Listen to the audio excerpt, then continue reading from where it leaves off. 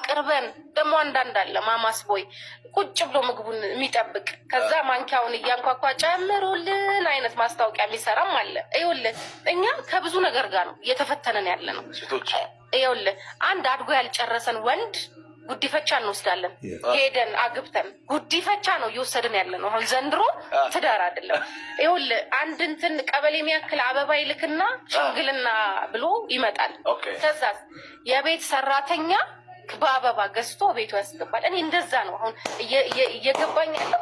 አበባማ ሳይ ለዘንድሮ ሽምግልና ላይ በቃ የቤት ሰራተኛ በደላላ በቃ እላለሁ። በቃ እነዚህ ሽማግሌዎች በተለይ እኔ ሽማግሌ ማቀው ለእኔ የተላኩልኝ ሽማግሌዎች ስለማቅ በእድሜ የገፉ ኑሮን የሚያውቁ የሚያወሩትን የሚያውቁ ናቸው። ለሽምግልና እኔ ቤት የመጡት እንግዲህ ልጃችን እንዲህ ነው እንዲህ ለሚጠየቁት እኔ ጋርም ተቀምጠው እየጠበቁት በጣም ህይወትን ያዩ እየጨረሱ ማለት ትችላለህ።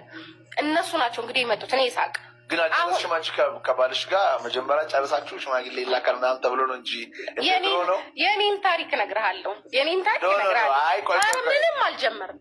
እኔ የእውነት አትነጋገሪ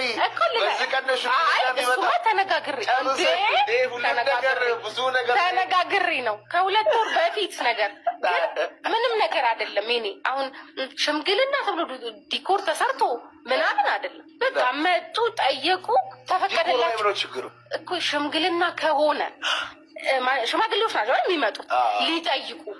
ይኸው 50-50 ሁነው ነው መምጣት ያለባቸው። ሽማግሌ ሲመጣ እኮ ሊጠይቅ ነው አይደል? ይኸውልህ ማኔ ልጅህን ለልጃችን ብለን የመጣ ነው ሲሉ ልጁ ምን አለው ሲሉ ብለህ ስትጠይቅ ልጁ ስራ ፈት ነው ያው ስራ እየፈለገ ነው ሲሉ ምንድነው የምትለው? ኧረ ነው ልጄንማ ለሱ አልሰጥም እንዲህም ልትባል ትችላለህ። ገባ?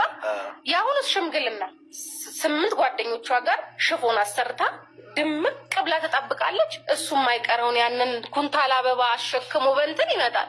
ከዛስ እየፈረሱ ያሉ ትዳሮች ከ2 ሚሊዮን ብር በላይ የሚወጣባቸው ሽምግልናዎች ናቸው። አላስፈላጊ የሆኑ አሁን ደግሞ ሙዱ ምን ሆኗል ማለት ድሮ ሽምግልና ተጠይቆ ከዛ ሰርጋል። አሁን ግን እሷ ታረግዛለች፣ ከዛ ሽምግልና ይባላል፣ ከዛ በቃ አለቀ፣ ሰርግ የለም። ከዛስ ይሄ የሚከራየው ቤት አሁን እየተገነቡ ያሉ ሀውሶች እንደዚህ ጂ+ ምናምኖች እኛ ያደግንበትን ቤት እናውቀዋለን። መቼ ነው እዛ የገቡት? መቼ ነው ያ ቤት ተሰርቶ የገቡት? ቤተሰቦቿ እንዴት አጠጣጣም የሆኑት? እኔ ግራ ግብት ይልሃል። ይሄ የሚከራየው ቤት ለሽምግልና እየተከራየ ነው እንዴ ማለት እኩል ነው እንዴ? ያደግ ነው እኩል አይደል እንዴ? ከረዛው ላይ ሌላ ቤት ነው። ምን ሆነሃል? ኧረ እነዚህ ሰው መቼ ነው ህንፃ ላይ የገቡት? ፊልም ነው በኛ። ምን ሆነሃል?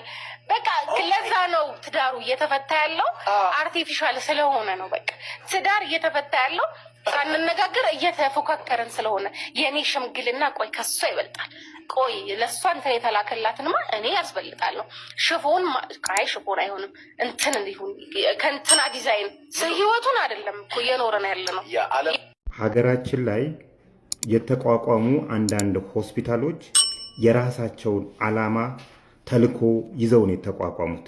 ለምሳሌ እንደ ኮሪያ ሆስፒታል ያሉትን ብናያቸው ለኮሪያ ዘማቾች ቤተሰቦቻቸው ሕክምና እንዳይቸግራቸው፣ በዛ ላይ ደግሞ ገቢ ከኮሪያ ሆስፒታል ላይ ገቢ እንዲያመነጩና ያንን ገቢ ለህይወታቸው እንዲዶግሙ በማሰብ ነው የተቋቋሙ።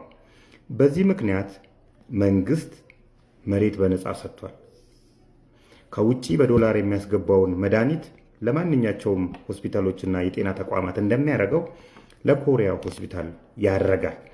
በተጓዳኝ ከፍተኛ ህመም ያለባቸውን ኢትዮጵያውያንን በተመጣጣኝ ዋጋ እንዲያገለግሉ የተቋቋመ ነው። ቢኮዝ የኛ ቤተሰቦች ኮሪያ ሄደው ስለተዋጉላቸው ለዛ ውለታ እንዲሆን ነው።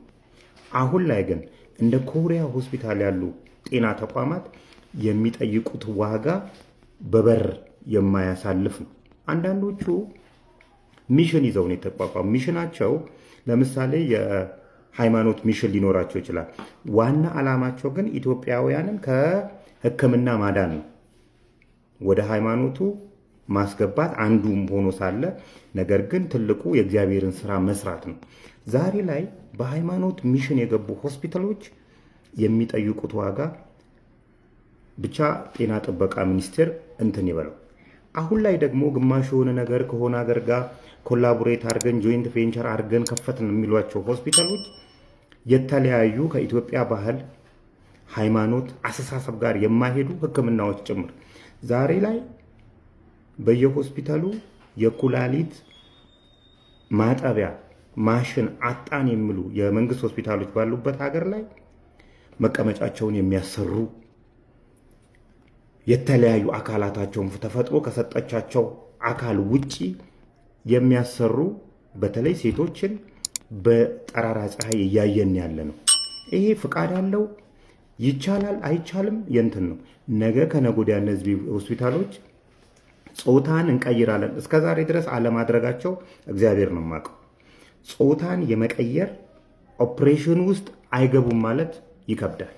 ዛሬ ላይ የምናያቸው ምልክቶች እስከዛሬ አለመጀመራቸውን እንጃ እነዚህን ነገሮች ለማድረግ ምንም የሚያግዳቸው ሆስፒታሎች አለመሆናቸውን መንግስትና ጤና ጥበቃ ሚኒስቴር የተባልክ የመንግስት ተቋም እንድታቅልን እንፈልጋለን።